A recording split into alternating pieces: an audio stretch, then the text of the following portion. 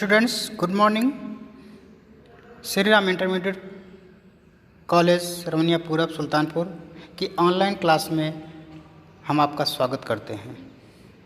आज हम लोग विषय सोशल साइंस के अंतर्गत अध्ययन करेंगे। यह किताब एनसीईआरटी पैटर्न पर आधारित है, जिसका नाम है सामाजिक विज्ञान। कक्षा 9 की सामाजिक विज्ञान को मुख्यतः 4 भागों में बांटकर समझाया गया है। पहला भाग है भारत का समकालीन विश्व अर्थात इतिहास के बारे में। दूसरा खंड समकालीन भारत वन अर्थात भूगोल के बारे में अध्ययन कराया गया है। तीसरा खंड लोकतांत्रिक राजनीति अर्थात जो राजनीति विज्ञान से लिया गया है, इसके बारे में अध्ययन कराया गया है। चौथा खंड अर्थशास्त्र के अर्थव्यवस्था से लिया गया है। इसमें अर्थव्यवस्था से संबंधित बातों को समाहित किया गया है। तो हम लोग तीसरी इकाई राजनीति विज्ञान में पढ़ेंगे कि लोकतंत्र क्या है, संविधान के बारे में पढ़ेंगे, चुनाव की राजनीति कैसी होती है इसके बारे में पढ़ेंगे, और जो संस्थाएं हैं सरकार के द्वारा बनाई गई संस्थाएं, उनका कामकाज कैसा है, और सरकार लोकतांत्रिक सरकार है या अलोकतांत्रिक सरकार है, तो इसके बारे में पढ़ेंगे कि लोकतांत्रिक सरकार हमारे लिए क्या करती है और अलोकतांत्रिक सरकार हमारे लिए क्या नुकसान करती है। तो आइए हम लोग चलते हैं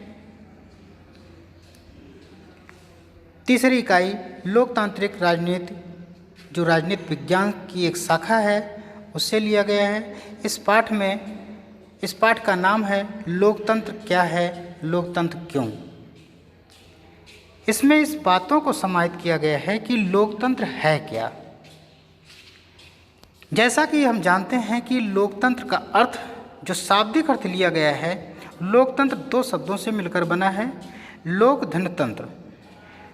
लोक का अर्थ होता है जनता से और तंत्र का मतलब होता है ढांचा से, अर्थात ऐसा ढांचा जो जनता के द्वारा बनाया गया हो, उसे हम जनता का ढांचा या जनता की सरकार कहते हैं। जैसे हमारे शरीर में एक हड्डियों का ढांचा है जो इस पूरी बॉडी को एक स्वरूप प्रदान करता है, कार्य करने के लिए शक्ति देता है, नहीं तो इसमें ब्लड, इसमें मांस के, ये सभी जो हैं ये आकार नहीं दे सकते हैं जब तक कि उसके ढांचे ना बने हों, सुदृढ़ ना बने हों। इसीलिए सरकार जो बनाई जाती है वो जनता के लिए बनाई जाती है, और जनता ही सरकार को बनाए तभी वो सरकार जनता के सुखों दुखों में खड़ी होती है। अर्थात यहाँ पर देखेंगे कि लोकतांत्रिक या लोकतंत्र का अर्थ क्या है। लोकतंत्र के द्वारा बनाया गया ढांचा सरकार से होता है। लोकतंत्र शब्द ग्रीक शब्द, ध्यान दीजिए, लोकतंत्र ग्रीक शब्द डेमोक्रेसिया से बना है। ग्रीक में डेमोस का अर्थ होता है जनता और क्रेसिया का अर्थ होता है शासन। अर्थात डेमोक्रेसिया का पूरा मतलब होता है जनता का शासन, जनता की सरकार, जनता के द्वारा चुनी गई सरकार। इसे ही हम डेमोक्रेसिया कहते हैं। बड़ा ही सुंदर परिभाषा हमारे अमेरिकी राष्ट्रपति अब्राहम लिंकन ने दिया है। उन्होंने कहा है कि लोकतंत्र जो है वो जनता का होना चाहिए और जनता के द्वारा बना होना चाहिए, और वो लोकतंत्र जनता के लिए होना चाहिए। अर्थात लोकतंत्र जनता का, जनता द्वारा, जनता के लिए, 3 वर्ड ध्यान रखिए, का, द्वारा, के लिए।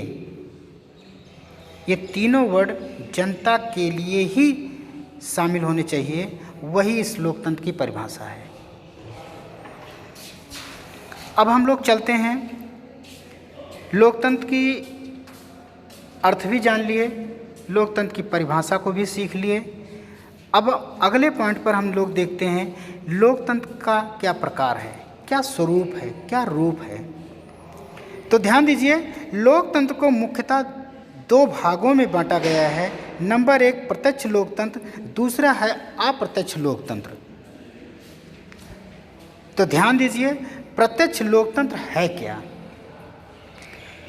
आपसे अगर कोई पूछ ले कि लोकतंत्र कितने प्रकार का होता है, तो आप जवाब देंगे कि लोकतंत्र 2 प्रकार का होता है, एक प्रत्यक्ष लोकतंत्र, दूसरा अप्रत्यक्ष लोकतंत्र। प्रत्यक्ष लोकतंत्र वह लोकतंत्र होता है जो सीधा लोकतंत्र में सभी नागरिक सारे महत्वपूर्ण नीतिगत फैसलों पर मतदान करते हैं। ध्यान दीजिए, प्रत्यक्ष लोकतंत्र या सीधा लोकतंत्र में सभी नागरिक सारे महत्वपूर्ण नीतिगत फैसलों पर मतदान करते हैं, इसे प्रत्यक्ष लोकतंत्र कहा जाता है। जैसे कोई सभा हो रही है, उसके नीतिगत फैसले पर अगर चुनाव वोटिंग कराना हो तो जो लोग उसके पक्ष में वोट देते हैं उसे प्रत्यक्ष लोकतंत्र कहा जाता है। अर्थात सीधी रूप से उसके नीतिगत फैसलों पर मतदान करते हैं, इसे प्रत्यक्ष लोकतंत्र कहा जाता है। और दूसरा अप्रत्यक्ष लोकतंत्र क्या है, तो ध्यान दीजिए, अप्रत्यक्ष लोकतंत्र वह लोकतंत्र होता है जो सभी फैसले जनता नहीं बल्कि जनता के द्वारा चुने गए उनके प्रतिनिधि लेते हैं, ना कि जनता। यही दोनों लोकतंत्र की स्वरूप है, यही दोनों लोकतंत्र की क्या हैं, प्रकार हैं। बच्चों, इसको आप नोट्स कॉपी में लिख लीजिएगा और लिखकर इसको 1 आध 2 बार पढ़िएगा ध्यान से। पढ़ने के बाद उसको सोचिएगा। बिना सोचने पर कुछ पॉसिबल नहीं है कि वो आपके मन में जाए या आपके दिमाग में जाए, या उसको आप दोबारा आप अपने माध्यमों से लिख सकें। ज़रूरी है थिंक करना, विचार करना, उसके बारे में सोचना। ठीक है बच्चों, तो अगले क्लास में हम इसके अगले टॉपिक पर चर्चा करेंगे। इसी के साथ मैं अपनी बातों को विराम देता हूँ। धन्यवाद बेटा।